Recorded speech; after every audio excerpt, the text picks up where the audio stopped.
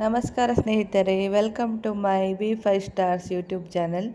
ಇವತ್ತು ನಾನು ಕೋಳಿ ಸಾರು, ಇದು ಊರಿನ ಕೋಳಿ ಸಾರು, ಇದಕ್ಕೆ ಮಸಾಲ ರೆಡಿ ಮಾಡಿಟ್ಟಿದ್ದೇನೆ. ಏನಂತ ಹೇಳಿದರೆ, ಇದಕ್ಕೆ 1 ಗಡಿ ತೆಂಗಿನಕಾಯಿ ತುರಿ, ಒಂದು 10 ಮೆಣಸು, ಒಂದು 2.5 ಸ್ಪೂನ್ ಆಗುವಷ್ಟು ಕೊರಿಯಾಂಡರ್ ಸೀಡ್, ಜೀರಾ ಒಂದು ಸ್ಪೂನ್, ಆಮೇಲೆ ಮೆಂತೆ ಹಾಕಿದ್ದೇನೆ, ಸ್ವಲ್ಪ ಸಾಕು, ಹುಳಿ ಹಾಕಿದ್ದೇನೆ, ಮತ್ತು ಗಾರ್ಲಿಕ್ ಹಾಕಿದ್ದೇನೆ, ಆಮೇಲೆ ಸಾಸಿವೆ ಸ್ವಲ್ಪ ಹಾಕಬೇಕು, ಆಮೇಲೆ ಇದಕ್ಕೆ ಅರಿಶಿನ ಒಂದು 1/4 ಚಮಚ ಹಾಕಿ, 1/4 ಚಮಚ ಅಲ್ಲ, ಒಂದು 3/4 ಚಮಚ ಹಾಕಿದ್ದೇನೆ.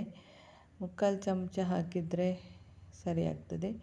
ಮತ್ತು ಇದಕ್ಕೆ ಪೆಪ್ಪರ್ ಹಾಕಿದ್ದೇನೆ. ಪೆಪ್ಪರ್ ಕೂಡ ಹಾಗೆ ನಿಮಗೆ ಖಾರ ಜಾಸ್ತಿ ಬೇಕಾದರೆ ಖಾರ ಹಾಕ್ಬೋದು, ಪೆಪ್ಪರ್ ಖಾರ ಇರ್ತದೆ. ಮತ್ತು ಮೆಣಸು ಕೂಡ ಹಾಗೆ, ನಿಮಗೆ ಖಾರದ ಹದ ನೋಡಿಕೊಂಡು ಮೆಣಸು ಹಾಕಬೇಕಾಗ್ತದೆ. ಇದಕ್ಕೆ ಇನ್ನೊಂದು ಏನಂತ ಹೇಳಿದರೆ, ಈರುಳ್ಳಿ ಫ್ರೈ ಮಾಡಿ ಹಾಕಬೇಕು, ಅದನ್ನು ನಾನು ಹಾಕಿದ್ದೇನೆ. ಆಮೇಲೆ ಒಂದು ಸಣ್ಣ ಪ್ಯಾಕೆಟ್ ಗರಂ ಮಸಾಲ ಏನಿದೆ ಅದನ್ನೆಲ್ಲ ಫ್ರೈ ಮಾಡಿ ಹಾಕಿದ್ದೇನೆ. ಅದು ಫ್ರೈ ಮಾಡಿ ಹಾಕಿದ ಮೇಲೆ ಅದರಲ್ಲಿ ಇದು ಗಸಗಸೆ ಮತ್ತು ಸೋಂಪು ಇರ್ತದೆ, ಅದನ್ನು ಕೂಡ ಹಾಕಿದ್ದೇನೆ. ಅದು ಒಳ್ಳೆ ಫ್ಲೇವರ್ ಸಿಗ್ತದೆ ನಮಗೆ.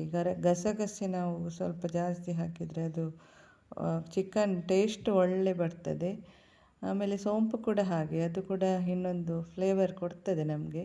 ಇದನ್ನು ಗ್ರೈಂಡರಿಗೆ ಹಾಕಿ ನಾವು ಗ್ರೈಂಡ್ ಮಾಡಬೇಕು.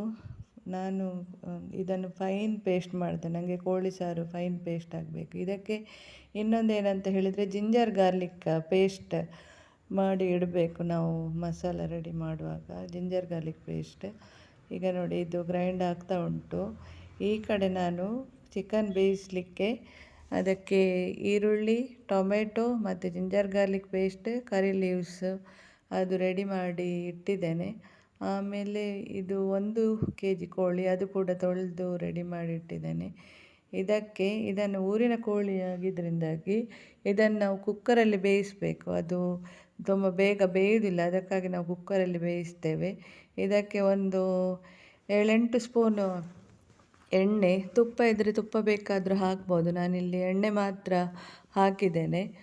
ಆಮೇಲೆ ಸಾಸಿವೆ ಹಾಕಬೇಕು. ಸಾಸಿವೆ ಅದು ಸಿಡಿಬೇಕು, ಸಿಡಿದರೆ ಮಾತ್ರ ಅದರದ್ದು ಪರಿಮಳ ಬರ್ತದೆ. ಸಾಸಿವೆ ಸಿಡಿದಾದಮೇಲೆ ಅದಕ್ಕೆ ಕರಿ ಲೀವ್ಸ್ ಹಾಕಬೇಕು. ಕರಿ ಲೀವ್ಸ್ ತುಂಬ ಹಾಕಿದರೆ ಒಳ್ಳೆಯದು, ಒಳ್ಳೆ ಪರಿಮಳ ಕೊಡ್ತದೆ. ಆಮೇಲೆ ಈರುಳ್ಳಿ ಕೆಲವರಿಗೆ ತುಂಬ ಹಾಕಿದರೆ ಅದು ಒಂಥರ ಸ್ವೀಟಿಶ್ ಅಂತ ಹೇಳ್ತಾರೆ. ನಮಗೆ ಎಷ್ಟು ಬೇಕು ಅದು ಹದ ನಿಮ್ಮದು ನೋಡಿಕೊಂಡು. ಆಮೇಲೆ ಅರಶಿನ ಹಾಕಬೇಕು. ಅರಶಿನ ಹಾಕಿ ಆದಮೇಲೆ ನಾವು ಅದಕ್ಕೆ ಟೊಮೆಟೊ ಹಾಕಬೇಕು. ಟೊಮೆಟೊ ಕೂಡ ಹಾಗೆ ನಿಮ್ಮ ಇಷ್ಟದ ಪ್ರಕಾರ ಹಾಕಬೇಕು. ಟೊಮೆಟೊ ಅದರಲ್ಲಿ ಸರಿ ಬೇಯಬೇಕು, ಅದು ಒಳ್ಳೆ ಬೇಯಬೇಕು. ನೋಡಿ, ಸರಿ ಫ್ರೈ ಮಾಡಿದ್ದೇನೆ, ಎಣ್ಣೆಯಲ್ಲೇ ಬೇಯಬೇಕು ಇದೆಲ್ಲ, ನೀರು ಹಾಕಲಿಕ್ಕಿಲ್ಲ ನಾವು ಇದಕ್ಕೆ. ಎಣ್ಣೆಯಲ್ಲಿ ಬೆಂದಾದಮೇಲೆ ಚಿಕನ್ ಏನು ತೊಳೆದಿಟ್ಟಿದ್ದೇವೆ ಅದನ್ನು ಹಾಕಬೇಕು. ಆಮೇಲೆ ಜಿಂಜರ್ ಗಾರ್ಲಿಕ್ ಪೇಸ್ಟ್ ಈಗ ಹಾಕಬೇಕು, ಮೊದಲೇ ಹಾಕಿದರೆ ಅದೆಲ್ಲ ಅಡಿ ಹಿಡಿದು ಹೋಗ್ತದೆ. ಜಿಂಜರ್ ಗಾರ್ಲಿಕ್ ಪೇಸ್ಟ್ ಈಗ ಹಾಕಬೇಕು. ಅದು ಜಿಂಜರ್ ಗಾರ್ಲಿಕ್ ಪೇಸ್ಟ್ ನಾವು ಮನೆಯಲ್ಲೇ ಮಾಡಿದರೆ ಒಳ್ಳೆಯದು, ಅದು ಒಳ್ಳೆ ಫ್ಲೇವರ್ ಕೊಡ್ತದೆ.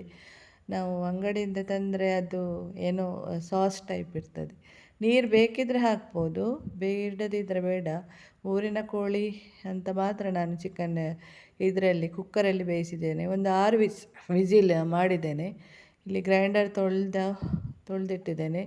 ಮಸಾಲ ತೆಗೆದು ರೆಡಿ ಮಾಡಿ ಇಟ್ಟಿದ್ದೇನೆ. ಮಸಾಲೆ ನೋಡಿ ಎಷ್ಟು ಹದ ಮಾಡಿದ್ದೇನೆ, ಇಷ್ಟು ಹದ ಮಾಡಿದ್ದೇನೆ. ನಿಮಗೆ ಎಷ್ಟು ದಪ್ಪ ಬೇಕಾದರೆ ದಪ್ಪ ಮಾಡಬೇಕು, ಕೆಲವರಿಗೆ ದಪ್ಪ ಇಷ್ಟ ಇರ್ತದೆ. ನಾನಿಷ್ಟು ಹದ ಮಾಡಿದ್ದೇನೆ. ಇನ್ನು ಚಿಕನ್ ಬೆಂದಾಗಿದೆ 6 ವಿಸಿಲ್ ಮಾಡಿ.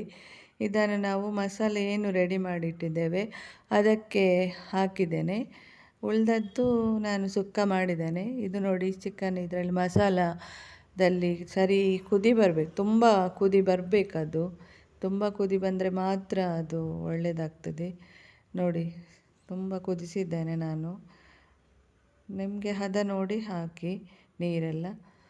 ಆಮೇಲೆ ಇದನ್ನು ನಾನು ಪುಂಡಿಯೊಟ್ಟಿಗೆ ಚಿಕನ್ ತಿನ್ನಲಿಕ್ಕೆ ರೆಡಿ ಮಾಡಿ ಇಟ್ಟಿದ್ದೇನೆ.